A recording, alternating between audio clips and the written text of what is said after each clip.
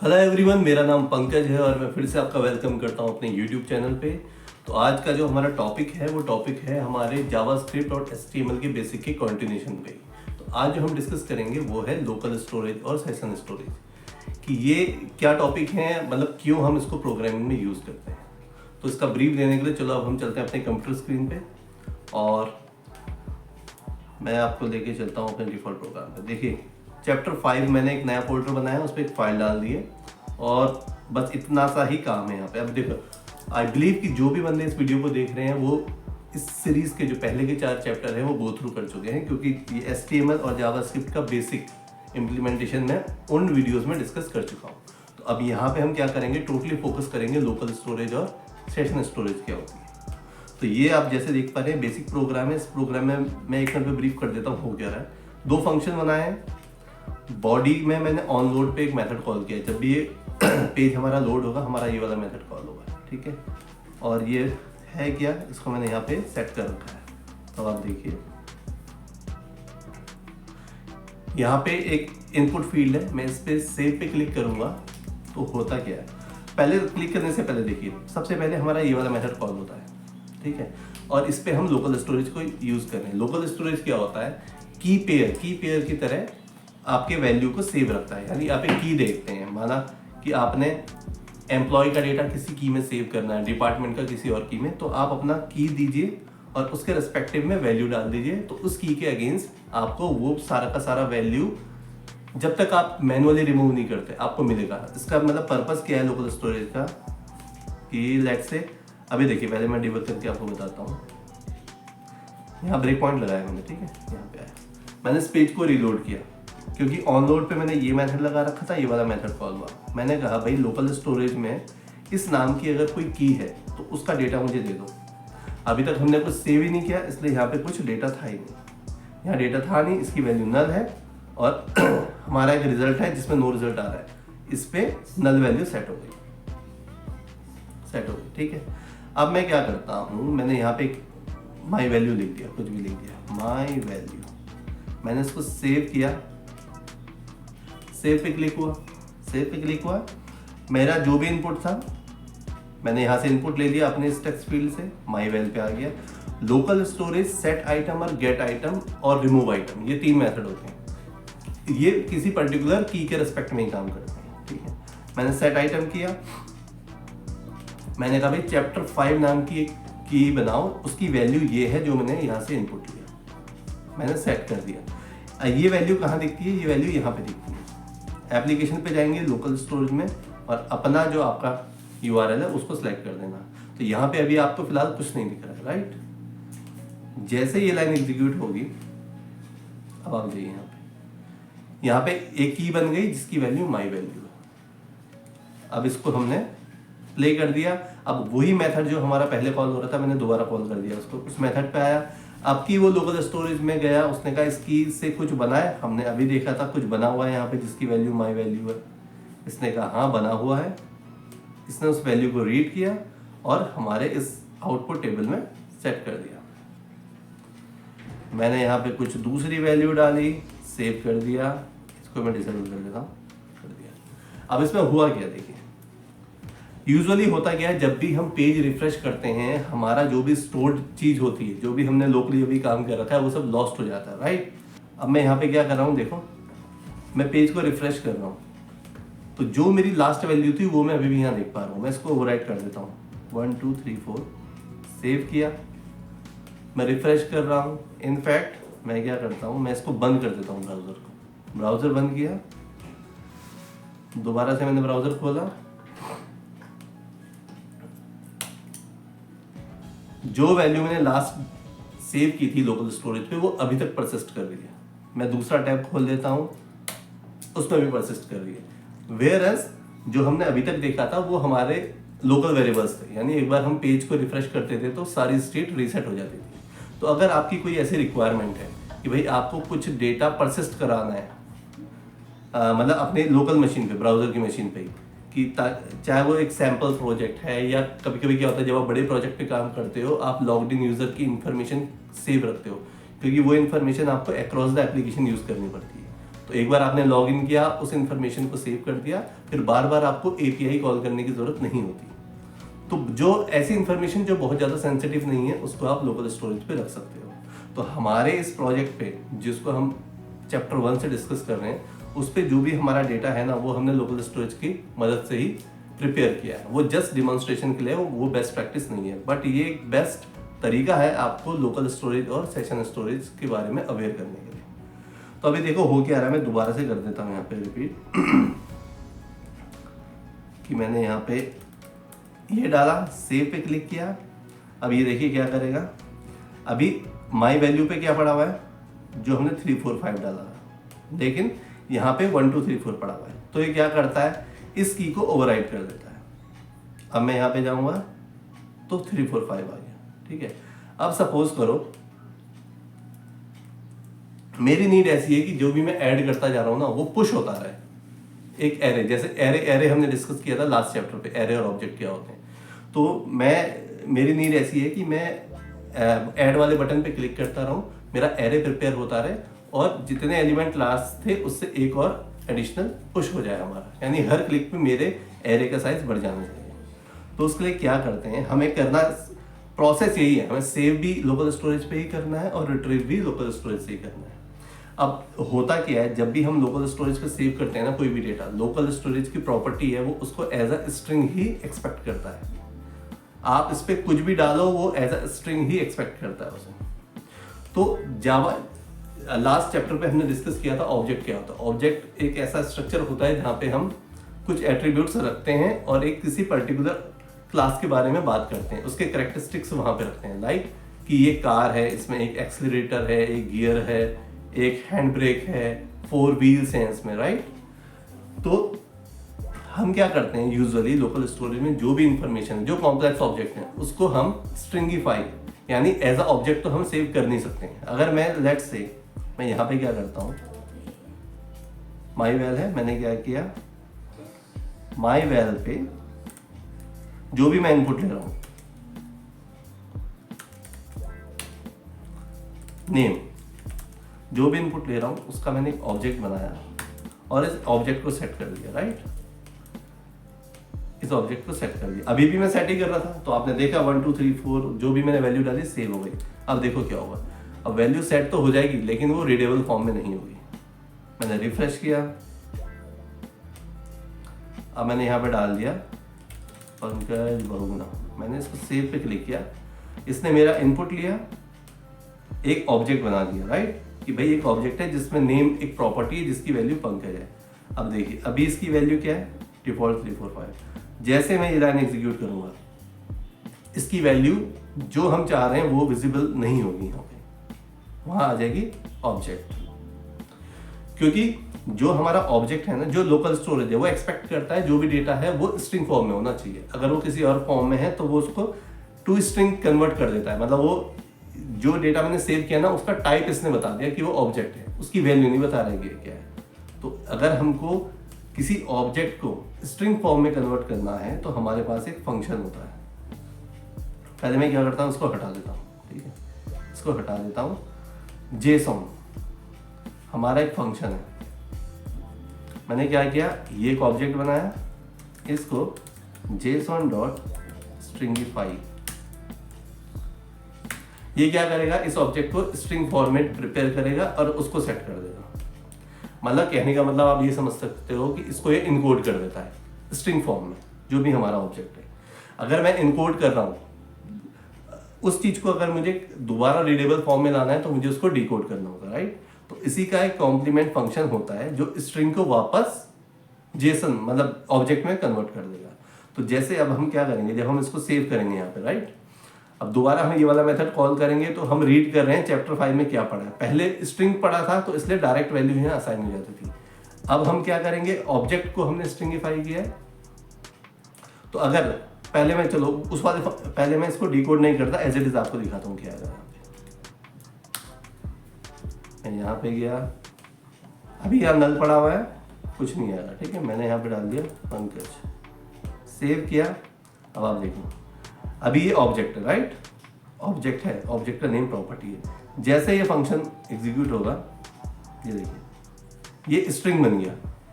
पहले ऑब्जेक्ट था, अपीयरेंस उसकी एक विंडो पॉपअप में आ रही थी, अब ये स्ट्रिंग बन गया, राइट। अब जैसे मैंने इसको यहाँ सेव किया, यहाँ पे तो ये एज अ स्ट्रिंग सेव हो गया। अब मैंने दोबारा ये वाला मेथड कॉल किया, ऊपर वाला, इसको रीड किया, इसने स्ट्रिंग फॉर्म दिखा दी, और जो भी इसको रिट्रीव हुआ इसने यहाँ पे दिखा दिया एज इट इज वहां पे डाल दिया इसने, राइट। अब हमें क्या करना है, हमको इसको रीडेबल फॉर्म में रीड करना है। अब रीडेबल फॉर्म में रीड करने के लिए क्या फंक्शन होता है, मैंने यहां से ये माईवेल किया, माईवेल पे मेरा स्ट्रिंगिफाई ऑब्जेक्ट आ गया, json.pass, और यहां पे मैंने कर दिया .name।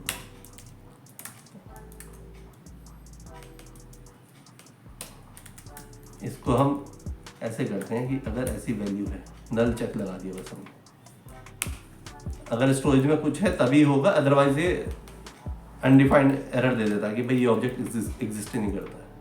मैं फिर से रिफ्रेश करता हूँ, मैं यहाँ पे आया, मैंने रीड किया, इसने कहा भाई स्ट्रिंगिफाई कुछ पढ़ा है यहाँ पे, मैंने कहा वैल्यू पड़ी है, इसको मैंने ऑब्जेक्ट में कन्वर्ट कर दिया। अब देखो, अब ये ऑब्जेक्ट बन गया। पहले यहाँ पे आप देख पा रहे होंगे डबल कोट्स वगैरह थे, मैं दोबारा रिफ्रेश कर देता हूँ। ये देखो ये कैसा है, डबल कोट्स, स्लैश वगैरह ये सब चीजें, ये स्ट्रिंगिफाई फॉर्मेट है। जैसे ये लाइन एग्जीक्यूट होती है, ये ऑब्जेक्ट बन गया। देखिए ऑब्जेक्ट बन गया। अब इस ऑब्जेक्ट को मैं डॉट नोटेशन से यूज कर सकता हूँ। मैंने कहा जो भी मेरा माईवेल है उसका नेम में जो भी वैल्यू पड़ा हुआ है वो डिस्प्ले हो गया, पंकज यहाँ पे डिस्प्ले हो गया, ठीक है। तो अब क्या हुआ है, अभी भी हमारा एक्चुअली ओवरराइड ही हो रहा है, यहाँ पे ओवरराइड हो रहा है ऑब्जेक्ट, लेकिन अब पहले हम स्ट्रिंग सेव कर रहे थे, अब हम ऑब्जेक्ट सेव कर रहे हैं। अब जैसा मैंने डिस्कस किया था, हम चाहते हैं कि हम जब भी ऐड करें एक नया एलिमेंट पुश होना चाहिए। तो हमने लास्ट चैप्टर में क्या डिस्कस किया था, ऑब्जेक्ट प्लस एरे। तो हम क्या करते हैं, इंस्टेड ऑफ ऑब्जेक्ट हम एरे को पुश कर देते हैं। तो मैंने यहाँ पे बनाया एक ऑब्जेक्ट, मैं एक एरे बना देता हूँ मैं बना देता हूँ एरे। तो एरे में क्या है, देखो हमारी रिक्वायरमेंट क्या है, पिछला जितना भी रिकॉर्ड था उसमें कुछ ऐड होना चाहिए, राइट। तो मैंने क्या किया, सेट करने से पहले गेट कर लिया मैंने, क्योंकि पिछला डेटा क्या पड़ा है उसके लिए पहले मुझे रीड करना पड़ेगा, उसके बाद में राइट करूंगा, राइट। मैंने ऐसे ही ओल्ड डेटा चेक कर लिया। मैंने कहा भाई अगर पहले से कुछ भी पड़ा हुआ है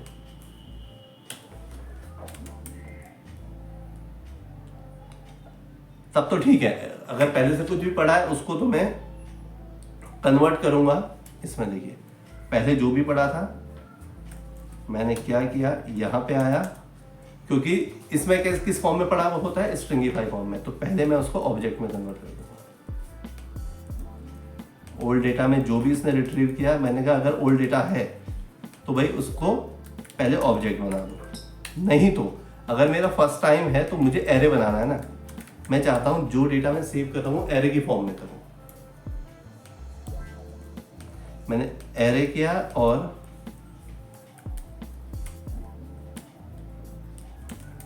ये जो ऑब्जेक्ट मैंने बनाया था ये मैंने इस पर पुश कर दिया।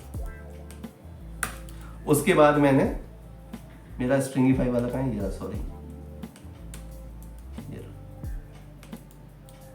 यहाँ पे थोड़ा हौच पौच सा लग रहा होगा, लेकिन मैं ब्रेक पॉइंट के थ्रू समझाऊंगा तो आपको सब कुछ क्लियर हो जाएगा।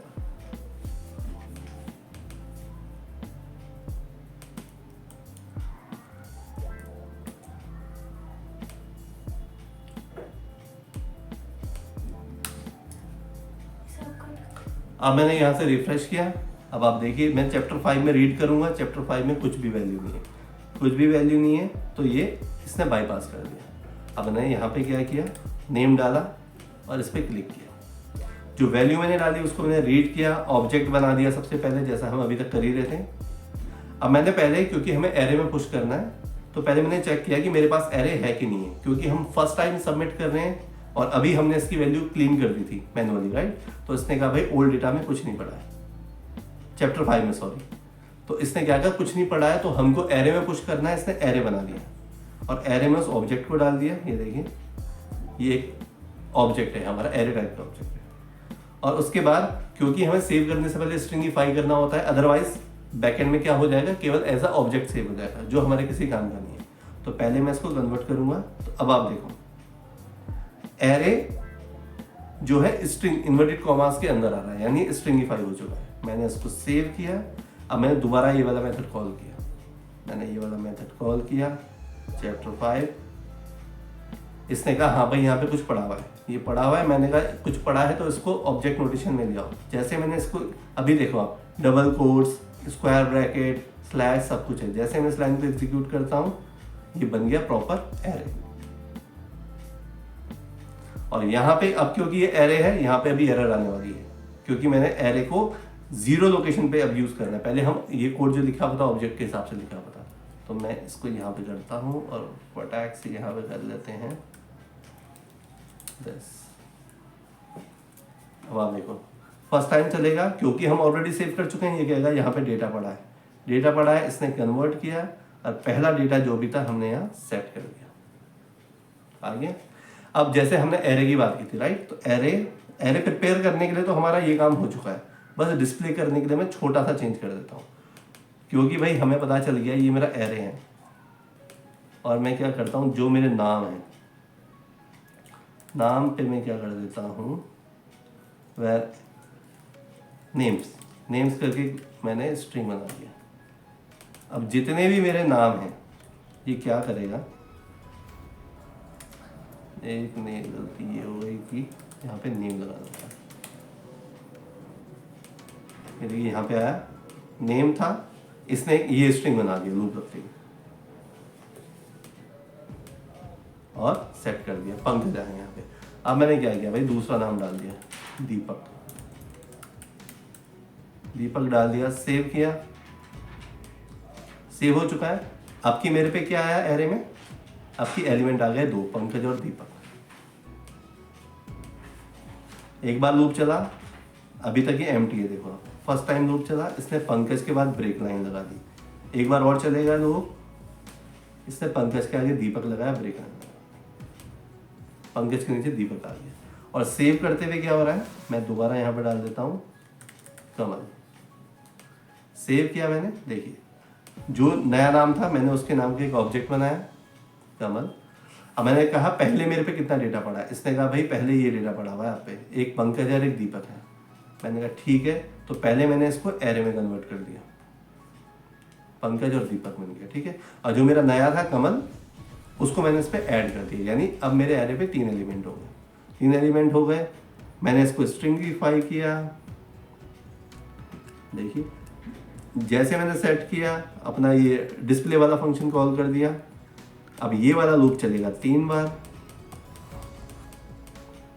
देखिए पंकज दीपक कमल तीनों हो गए, अब यहाँ पे आ गया। तो ये है मेथड, और आप इसको रिमूव भी कर सकते हो।